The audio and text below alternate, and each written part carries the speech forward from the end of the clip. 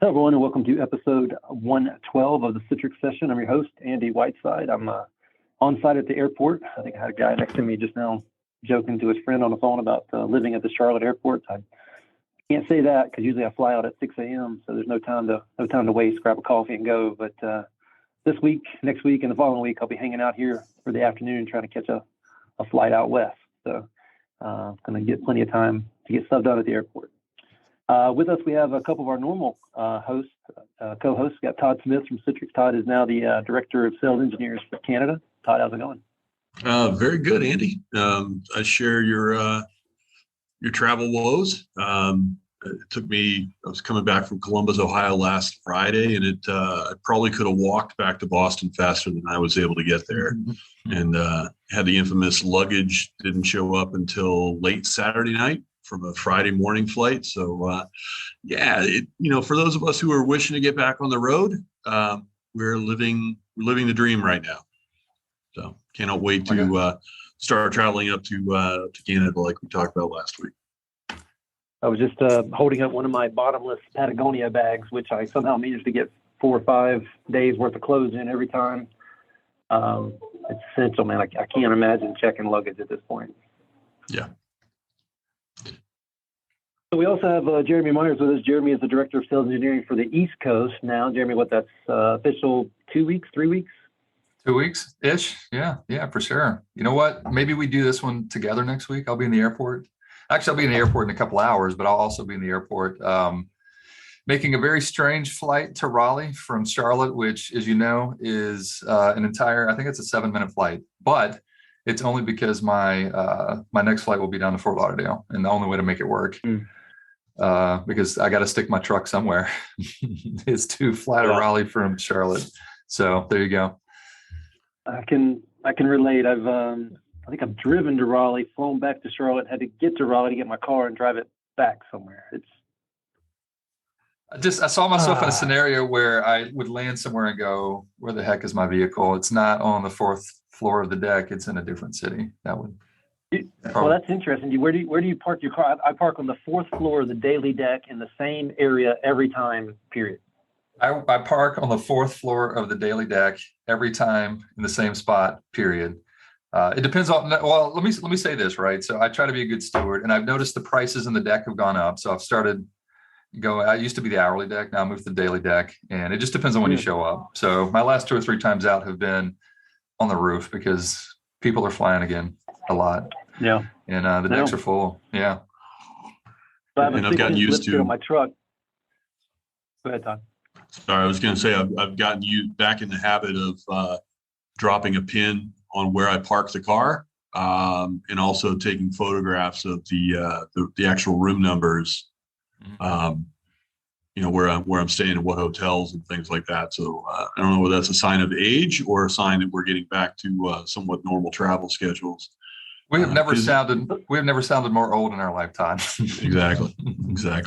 Well, it's also a sign of how much you drink. That's fair. Well, guys, we are fortunate to have with us a Citrix legend, Patrick Coble out of Nashville, Tennessee. Patrick is the leader of one of the leaders of the Nashville Citrix user group community, and a huge contributor to the Citrix community just in general for as long as I've known him. Patrick, how's it going? Doing good. I'm a little tired. I did 25 miles of kayaking with my son with the Scouts this weekend. So, oh my gosh, that's awesome. So it was super fun. It was hot. I'll probably get caught up on sleep in a day or 2. Yeah, that sounds like a lot of fun. Was it like rapids or just flat water? Just little baby things every there. The best part is we decided to crash land at like a sandbar so that we could all have lunch together. And we picked the best sandbar to go to because it was 100% entertainment, because there was a nice shallow section, but on the left-hand side of that bank, it was Gusher Rapid with a tree stump that had fallen down. So people were crashing left and right, canoes into canoes. So it was entertaining. I saved a dude's phone in a Ziploc bag. because he biffed it after a canoe ran into him, and I jumped in and saved this little Ziploc bag that was floating with his phone in it, and I was like, I guess I did my good deed for the day, Yeah, the things you have to do as a parent or a scout leader. Yep, it never ends. Man, that's crazy. Well, guys, but I was say, where were we at, Patrick? Were you on the Cumberland, or were you somewhere else, a little bit outside of town? The Buffalo River, so out basically west from here, about an hour and some change. So not really a ton of rapids, but it was good, and the shade was key in those hot days. Heck yeah, man, it's fantastic. Well, guys, let's jump into this. I know we could chit chat forever, and it would be great, really. But the topic we've chosen for today, the blog from the Citrix blog site, is DaaS, D-A-A-S. I'll never forget the first time I said SaaS in front of Jeremy, and we were confusing each other. We didn't know if we were talking about SaaS, the software company based out of Raleigh, or SaaS, the software as a service topic. And then finally we got on the same page about 5 minutes into the conversation. Jeremy, you probably don't remember that, but I remember. That was a customer I had for a couple of minutes there, right? So that was very confusing for sure. I do remember that.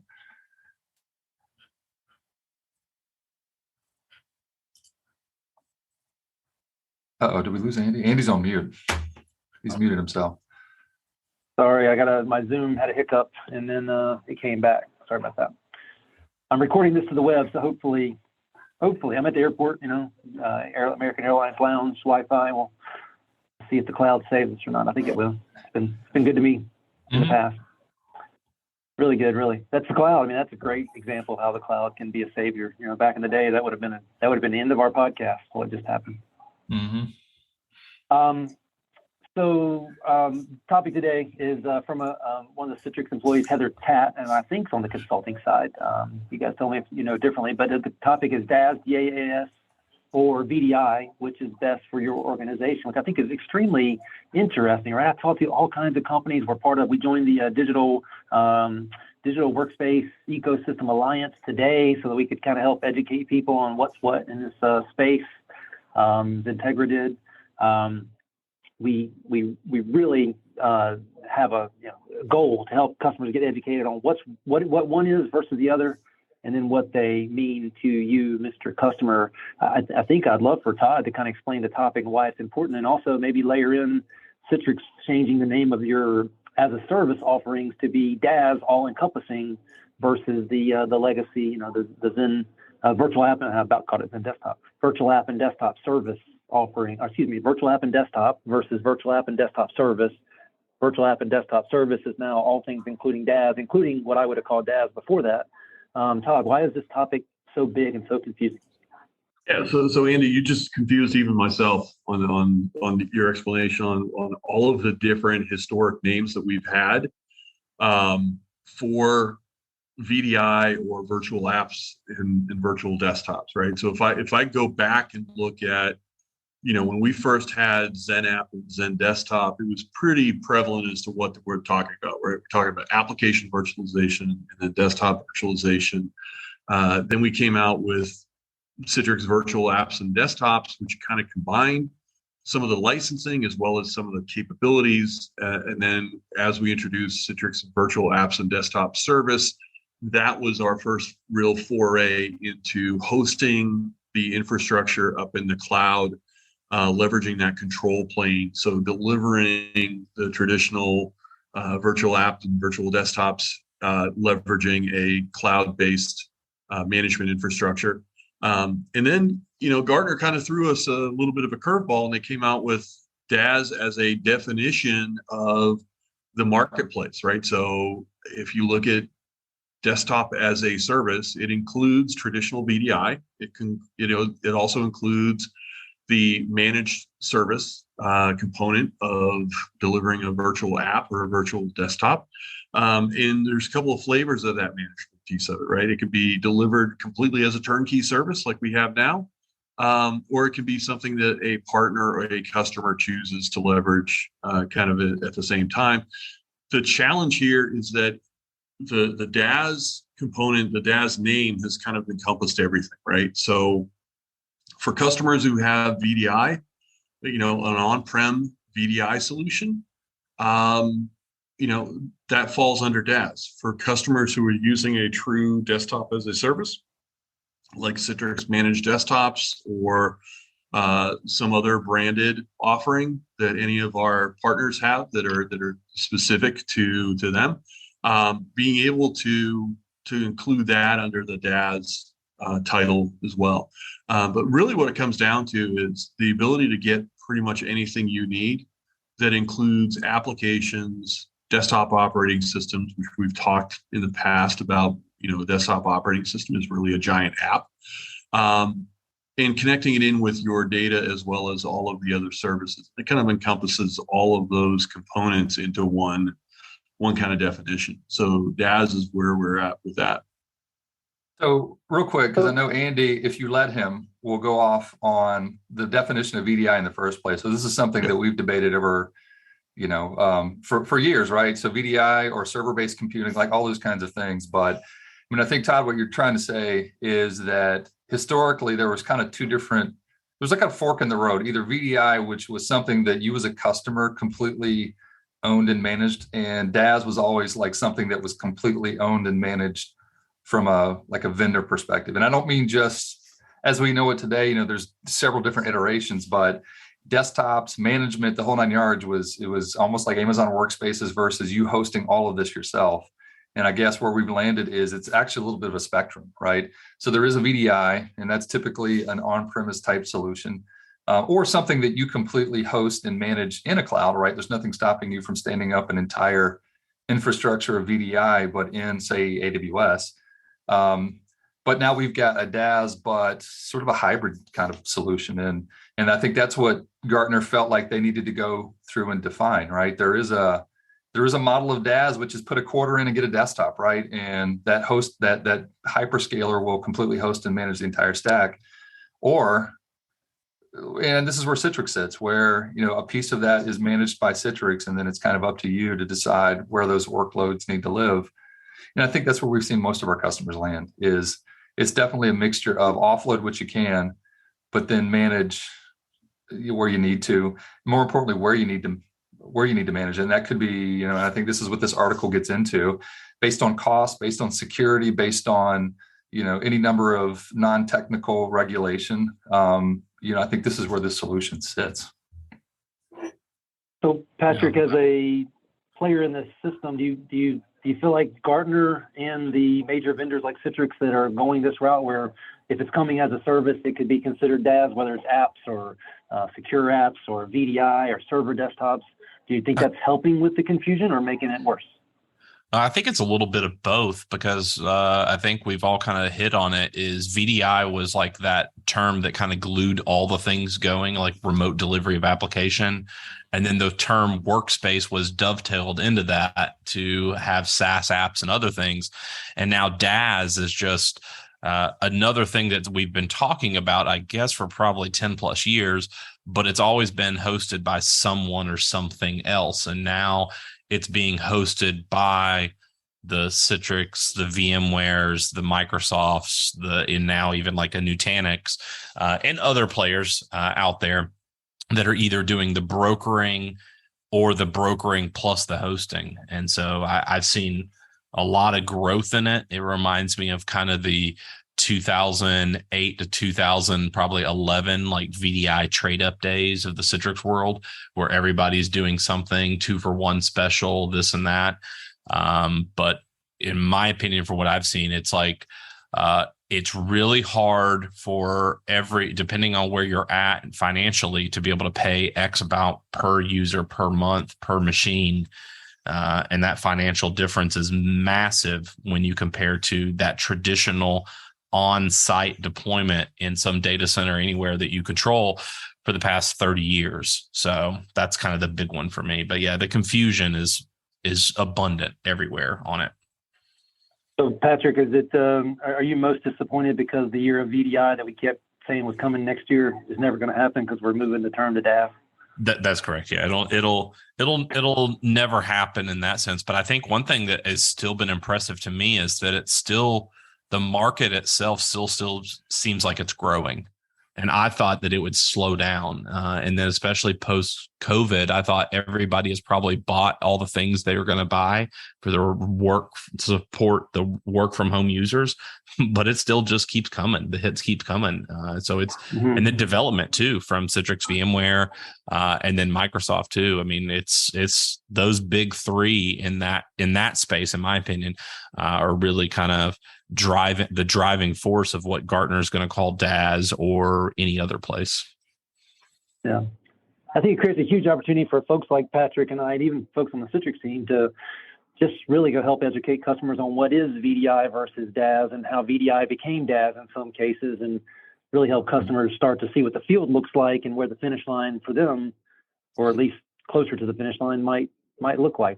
Let's break it down into what Heather brought up here. Let's Jeremy, you want to take the cost savings conversation for us? Yeah. So I mean, there's a couple of pieces here that it touches on. One is the pay per user subscription model, which is certainly a thing, right? And obviously that depends on what DaaS model we're talking about here. But in a lot of cases, the Citrix model looks like this. There is a management plane that Citrix hosts, right? And it's responsible for the brokering. It's responsible for a lot of the features, right? Because those are defined in a lot of cases on the back end.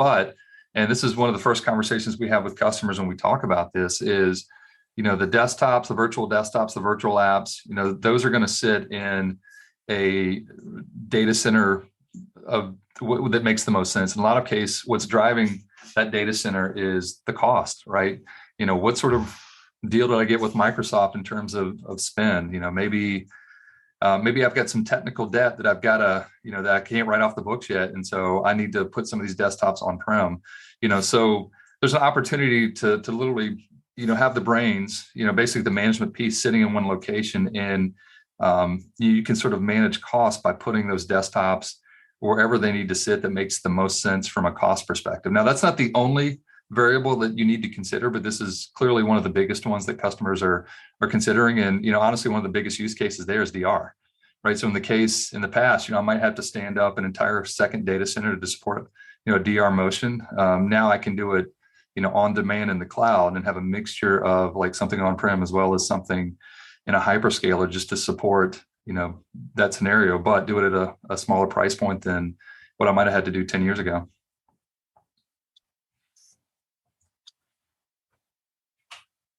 All right, to come off mute. Todd, any other thoughts on the cost savings piece? I know, as Jeremy pointed out, and as we all know, a server hosted desktop that you invest in and provide to yourself versus a true desktop as a service that's all inclusive from, say, a WorkSpot or a Citrix or a Microsoft.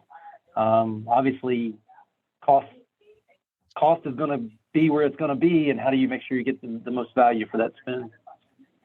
Yeah, and I think if I look at this, Andy, when you talk about the overall cost, oftentimes architects and data center architects and the folks that were scaling out, building out these environments, they never wanted to have a user that said, "Hey, I don't have a resource available to me." So we were trained back in the early days of doing an N+1 architecture model, so that we'll never be without capacity or capabilities. And the problem is that in a DaaS model, in a service model, you're paying for those things to always be available, right? So it really doesn't make a lot of sense. And that's where, as Jeremy was talking about the scalability or the DR capabilities, you can't really talk about cost savings without talking about how do I manage scalability? And I know that's that's kind of the next bullet item on this blog, but it really comes down to,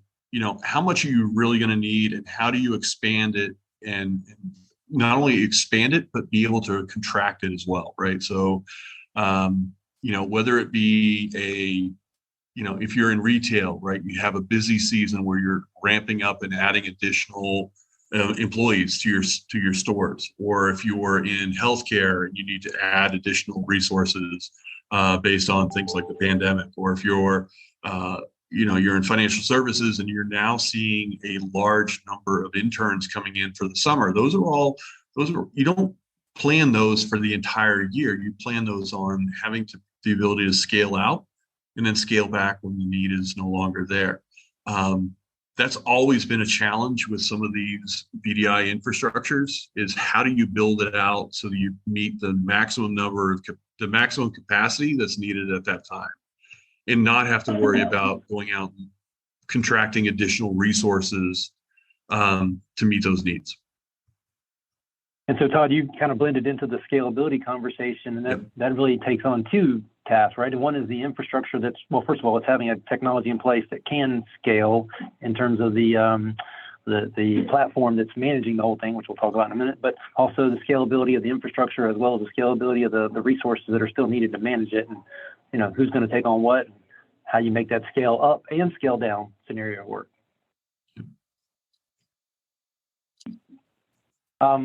So let's go on to the next two. Jeremy, Todd, any specifics around cost saving or scalability that you kind of want to add before we move into what I'm going to call security, and then we're going to come back to management and ask Patrick to kind of tie in both, because as was discussed on my team call this morning, ITSM and management and change control, all that is important, but security is what comes out of that if you do it right. But scalability and cost. Any other topic comments on that, including Patrick? You know what? Honestly, I would say what's driven a lot of scalability requirement recently has just been supply chain. So even if you wanted to do stuff on-prem, you know, right now it's tough to get hardware on-prem. So you know, I think that's forced the hand of certain customers where they've had to maybe look at the cloud, where they haven't considered that in the past. And you know, the fact that you've got a, you know, like a DaaS management plane that could sit you anywhere, it's been easy, right? So you know, there's always been some typical use cases. So M&A, always the biggest one. Seasonal workers, always the biggest one. But, you know, just, you know, very practically, just supply chains become a big issue in the last 2 years. And that's driven a lot of scalability concerns for sure. I'm going to use your comment on the cloud just now to point out the Andyism, which is it's the cloud, right? And sometimes that might be, you know, XenTegra infrastructure that can host desktops. It might be Equinix that hosts infrastructure. It might be Microsoft Azure, it might be GCP, it might be AWS, and it might be many, many other options around clouds. But having the platform that Citrix has, which has the ability to bring in all of the above simultaneously, is just a huge asset. I was on a conversation this morning with a company, a vendor that only does AWS, GCP, and Azure, and it was kind of a conversation around, okay, what about private clouds? And they said, well, we might do that someday. And I was like, well, that's massive limitations right there for us. Yeah, for sure. So let's bring Patrick in here. Patrick, it's interesting, and I don't know if it was on purpose or not, but the security topic is the last of all the topics. And my guess is if you started with security, you'd probably end up on all the other topics along the way. Patrick, who his company VDI does a lot of security audits of VDI, and I guess now we'll say DaaS environments for XenTegra as a partner relationship of ours. Patrick, you want to cover the DaaS versus VDI conversation as it relates to security? Yeah. I think the thing I like the most about DaaS when it comes to security is in most cases, you are able to have more security features out of the box. As in you're entitled to app protection and security analytics, if we're talking about Citrix, and even from AWS, from VMware, not so much Microsoft, but there's a lot of features that are bundled into your DaaS subscription that might not be currently bundled in whatever your entitlement level is for your on-prem one. So you can gain some security features that are a little more fancy and cool, which of course I like that since that's what I focus on is VDI security. But then, you know, going to anything cloud, you still have to be very mindful of your tenant, who controls it, the keys of the kingdom. If you're developing apps and things like that, it's one click away for a public repo from a private repo.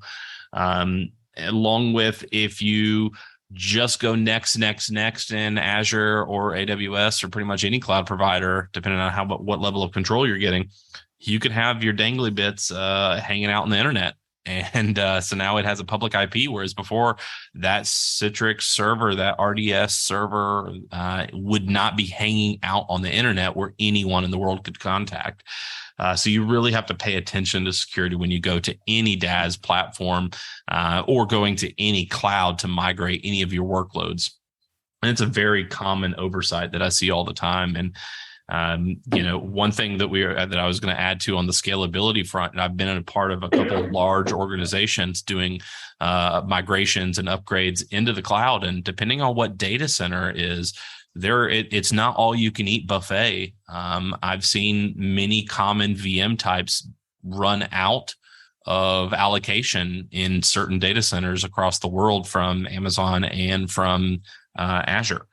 And so I think we're starting to, because it seemed like the cloud is all the awesome, and it is, but there are starting to be real limits met with certain VM types. But I'm still blown away with how fast network connections are between the regions into the gigabits and terabits. It's just insane that I can have a virtual desktop in London and be using my hillbilly internet where I'm at in Tennessee. And it's like, good, move that same desktop to India, and it's still just as good with just a little bit more hiccups. And it kind of blows me away. But yeah, the security features are a little more bundled in some of the DaaS things.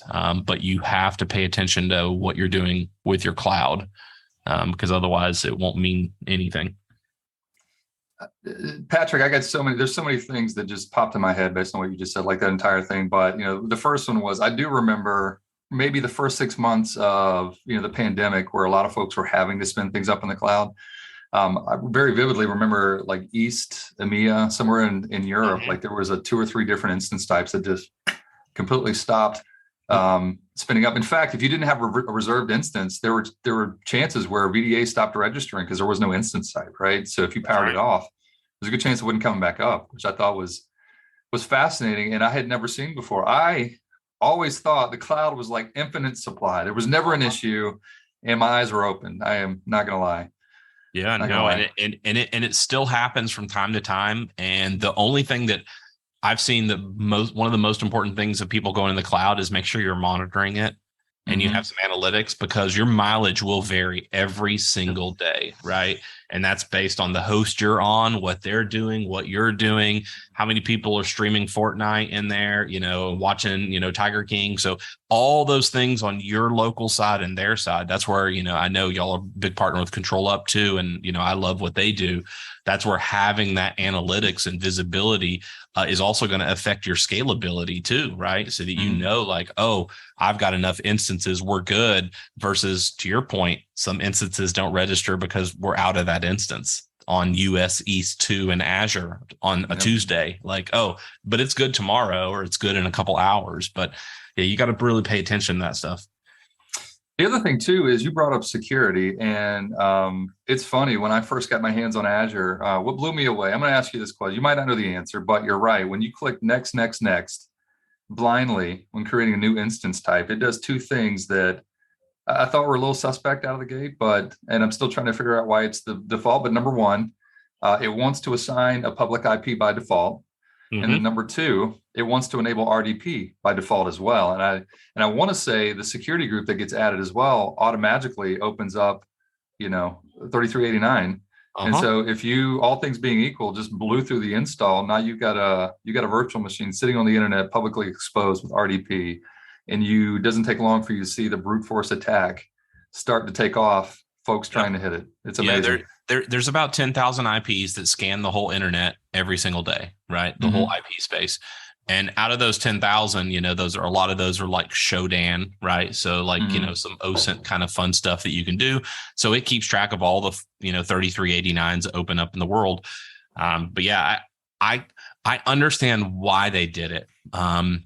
But my biggest gripe of that default next, you can RDP to it, is that's not secure by design. And the cloud was intended to be for, and I guess, and maybe it is the wrong intention, but was intended for admins, right? For IT people that are hopefully there. but it seems like their UI of making a machine in Azure, or, AWS is a little bit different, but with its default rules and the wizards, because it will warn you quite a few times, like, hey, you're about to put something on the public internet, where Azure's like, click, click, click, click, click, it's on there, thanks. So it made me feel like it was just like user centric. And so I have done audits of people that have thousands to tens of thousands of VMs in multiple cloud tenants. And when we do a couple network security group audits, they're blown away that there's 580 sitting on the internet, and 312 here and 16 there. And I didn't even think we had VMs on in this tenant. And that's where it goes back to that cost shuffle of DaaS being like a flat fee, from like Microsoft, whether it's on or off. Like AVD is, based on the consumption, but the cloud PC and the business PC, under those two umbrellas for business and enterprise, you get charged the same amount whether the VM's on or off.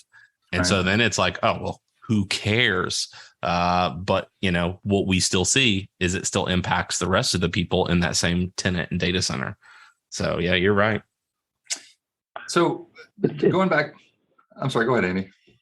No, I was just my comment's gonna be, I love the scalability. I love the ability to integrate with all these things. I love the ability to put it on the internet, take it off the internet. But it kind of goes back to the original days of Microsoft, and it's there to make things work and make it easy to work. But at the same time, all the possible negatives from a security perspective comes rushing through if you're not careful. The first thing that came to my mind is Patrick's talking about how easy it was when Microsoft came out with the Internet Information Server, IIS. Next thing you know, everybody and their brother had a web server, and it was almost wide open. Yeah. Yep. So the other thing that comes to mind with security is, I guess, two things. When we start talking about DaaS and potentially offloading some management components to a provider, is one, reducing your attack surface. So, that's a big deal in security departments. But the number two, Patrick, how much are you seeing just regulations drive the security posture, especially these days, in some of these models? It's steered. Well, I think not those types of policies. It's the insurance that's steering the boat more than anything. The cybersecurity insurance back in, say, call it the 80s, 90s of you getting car insurance, it was just based on your age, right? It didn't really pull a lot of stuff. There wasn't lots of national databases to find out how good a driver you really were or not good. Whereas now they're pulling your credit report, and they're pulling this and correlating all these data points to be like, yeah, they pay their bills on time and they're here. They don't have any tickets there. That's what's happened to cybersecurity insurance after billions of dollars have been paid out in ransoms, disclosed and undisclosed. That changed the game. Cybersecurity insurance providers were losing money. And so I've seen people that have gone from, $3,000 a month to $3,000 a year to $10,000 a year. And I've seen policies go from 80,000 to 200 and 300,000. And it's because they're sending a survey to them that says, like, one of the first questions is, do you have multi-factor authentication turned on? Right? Do you have any advanced threat protection? What products for AV? What SIM are you using? So they're actually like real valid questions of like foundational cybersecurity stuff. And if you hit yes or no, your policy just went up or down. And that has completely just turned the whole world upside down, because now people are like, oh, what is CIS and what's a NIST policy and a DoD STIG and all those compliance bodies and frameworks. So like, we have to get this turned on, because if we don't have CIS level 1 turned on, then our insurance is going to go up by 20%, and we have MFA and we have this. So cybersecurity insurance is not cheap anymore. It's not an all you can eat buffet because they just paid out too much, and people's bad habits of IT hygiene and things like that have pretty much, completely blown up that market. And it's been pretty eye-opening to see and being part of security audits that are trying to help them, because they have those questions now too. Have you had a penetration test? Have you had vulnerability management scans and stuff like that? Whereas before it was just like company size, revenue, this, how many systems, cool. Oh yeah, it's $32,000 a year. That same customer now has, a 40-page survey to fill out, and now it's $192,000 a year. Like, whoa.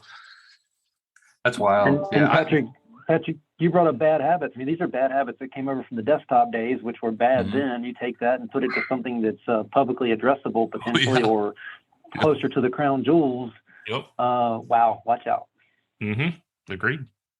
And I think, Patrick, you brought up an interesting point about the security audits that are going in there, where the insurance companies are going in and saying, hey, here's a questionnaire. That's the first step, right? The second step is they're going to tell you all of the things that need to be fixed, or else your policy is null and void, right? Totally. Or you're not going to be eligible to get compensated in case you do have something that goes wrong, because they've already warned you about it, right? So this is the law of unintended consequences, right? You get it, you go out and get cyber insurance, and it finds out you have to go and fix all these things.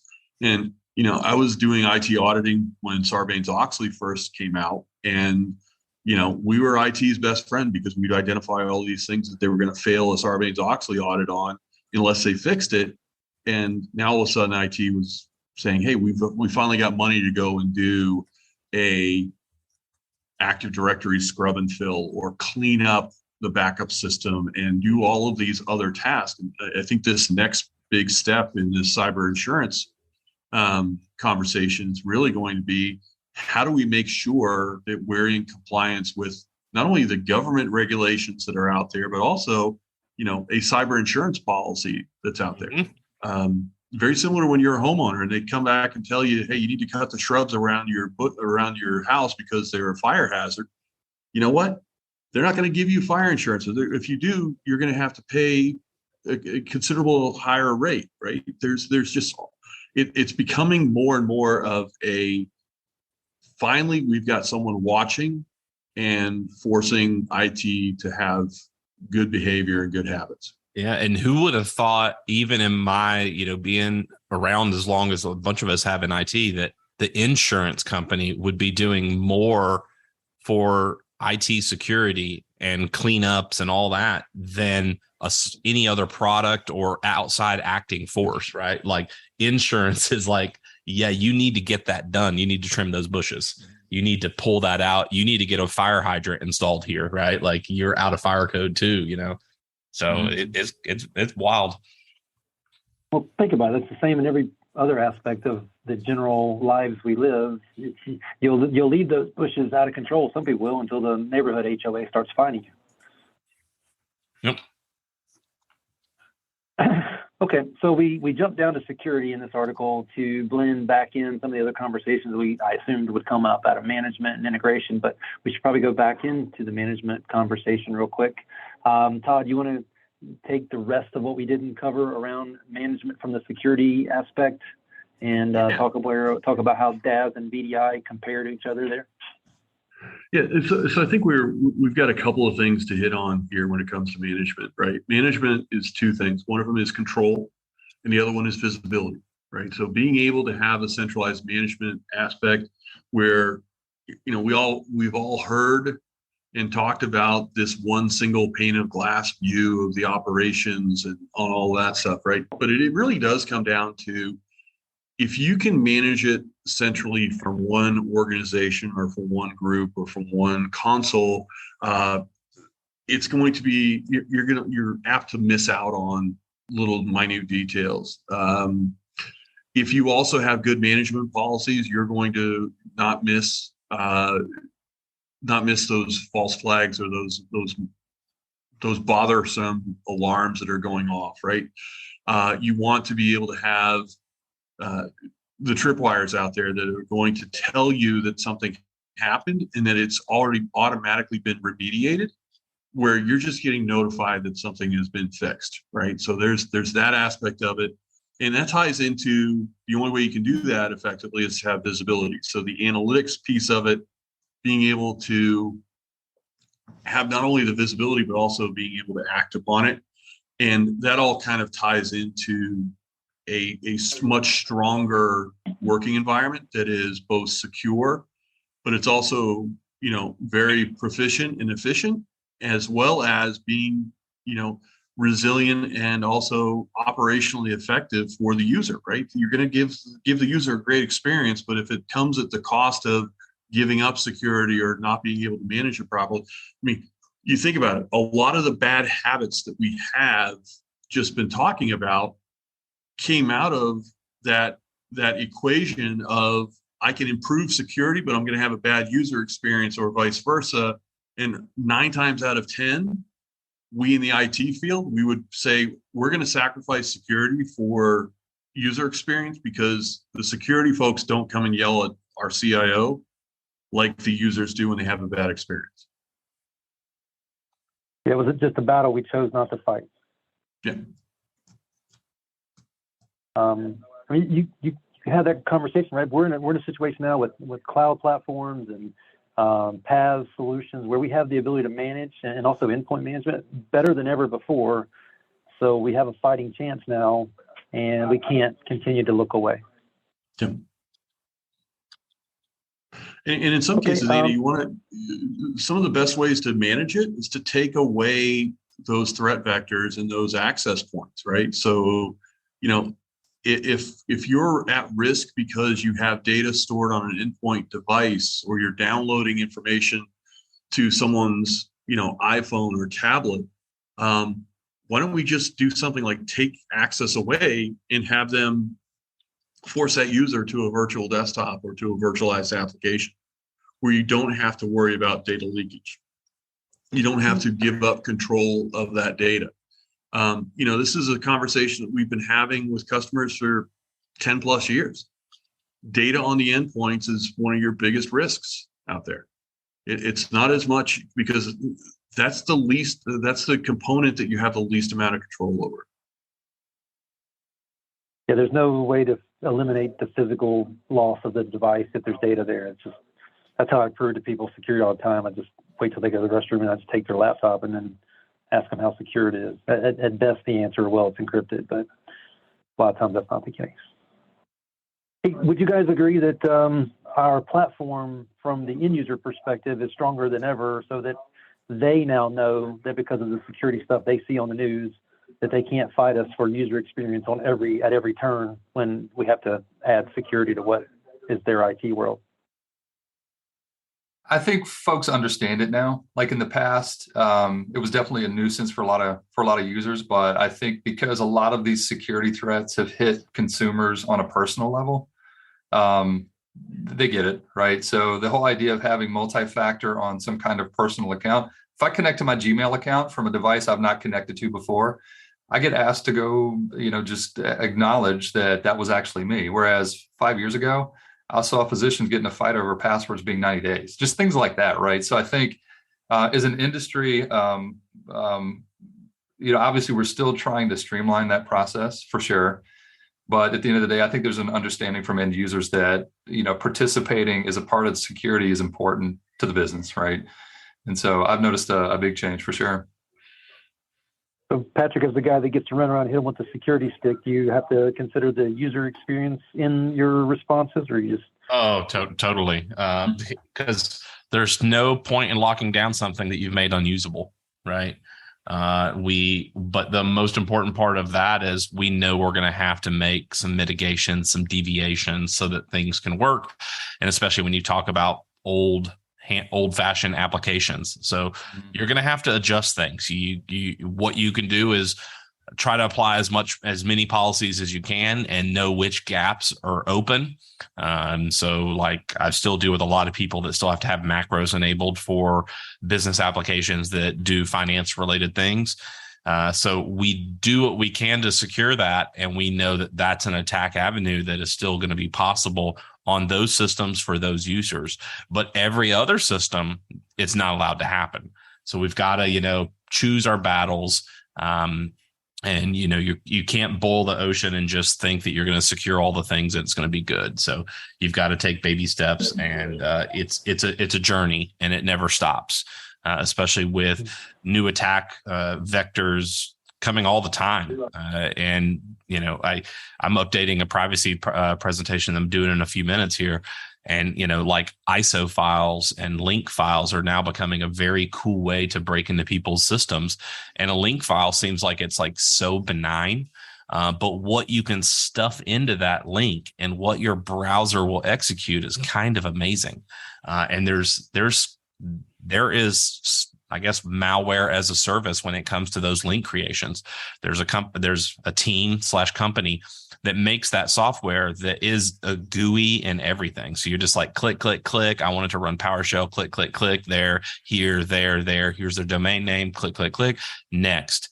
It generates the link. You copy and paste it, add it as an attachment to an email, to your phishing campaign. Anyone clicks that link, very bad things start happening. And it's like, it's just a link, just a .lnk that's being sent via email. And so we talk about DaaS or, VDI or just regular endpoints. Like, it's just these threats are coming from all angles. So you got to do what you can and just keep chipping away at it. Hey guys, we're going to run out of time. I'll take the moment based on Patrick's comment there to make sure people know to reach out to him, reach out to us about his VDI security assessments. He will find a lot of stuff. I don't care who you are. About you, your organization, your VDI, your leadership personally, just a great resource to have out there. I did want to make sure we left a few moments here for Todd to explain this video at the bottom, which I'm going to hit play on and then mute. What is DJ DaaS versus Notorious VDI? Oof, VID. VDI, Yes. Todd. Yeah. So Andy, I'm a little kind of challenged in the fact that they didn't call this DJ Dazzy Dazzle.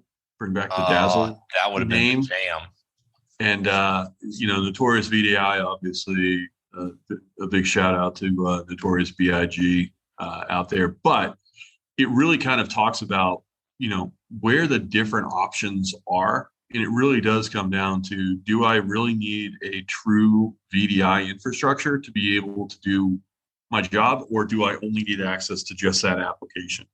And this is something that we have had kind of in our wheelhouse for a while here at Citrix. And one of the things that was a challenge when we first rolled out VDI is we were giving people a full-blown desktop when all they needed was access to the application itself.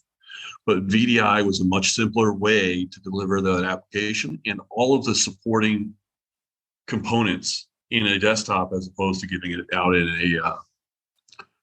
a true-blown, just a focused application, right? So VDI made it a lot easier for us, and it also made it a lot easier for the administrators and the users, because it was a one-stop shop for all your applications, your services, your data, all delivered in a nice little buttoned-up desktop. Because there was a comment a while ago. The year of DaaS is more likely to happen someday than the year of VDI, because VDI was so limiting, but at the same time, a lot of people found success there. Go ahead, James. No, I was just going to make the comment that, we could have watched the 3-minute video, this rap battle, if you will, between VDI and DaaS, and probably skip the podcast. This is pretty funny. I love the fact that I know we can't hear it here, but the tune is still like my favorite, just 90s rap, 90s hip hop. Don't hate. Yeah, I got to go back and watch it. You can't make I this got to stuff go back up. and watch it. Well, guys, thanks for joining. This is a fun topic. Patrick, what's next in your world? I know you said you had a presentation you had in just a few minutes. Yeah, I've got a privacy presentation for a company, which is pretty fun because I already have a bunch of their passwords and usernames. And we're talking about privacy. So it'll start the meeting off right of like, here is 44 passwords that your company is using right now out in the real world that someone can do bad things with. So it'll make it real fun in about 10 minutes when we get into it a little bit. And at the end of the day, you'd rather know than not know, even if it means you're going to be the butt of a few jokes. Totally. 30 minutes. Yep. And I think sometimes that's the hard part about a lot of this stuff is sometimes we want to just not know, and ignorance is bliss, but you really want to know, even no matter how bad or good it is, so that you can adjust and be like, oh, well, these users are using these terrible passwords. Let's make sure we give them a little coaching session real quick and audit these passwords. Since they are still, all the passwordless stuff we're doing, they still have access to the keys to the kingdom in many deployments, Jeremy, Todd, what's next in your world after this call? I am headed up to New Jersey. In fact, so we're doing a beers with engineers up in. I got an SE up in the Jersey patch, Bill Chapel, and we're going to host some folks. Have a good time. That'd be fun. Mm-hmm. And I've got a couple of interviews scheduled for a SE position I have available in Toronto. Ooh. Yeah. Well, in both cases, on the beers with engineers or the hiring new SE, let XenTegra know we can help. I mean, we have people everywhere these days, and we want to help drive people in your direction. Guys, I appreciate you jumping on. We'll do it again next Monday. Thanks, Patrick. Safe travels, Great to have Andy. you on for the first one. No problem. Thank y'all. Y'all have a great All week. right. See you guys. All right. Enjoy. Thanks.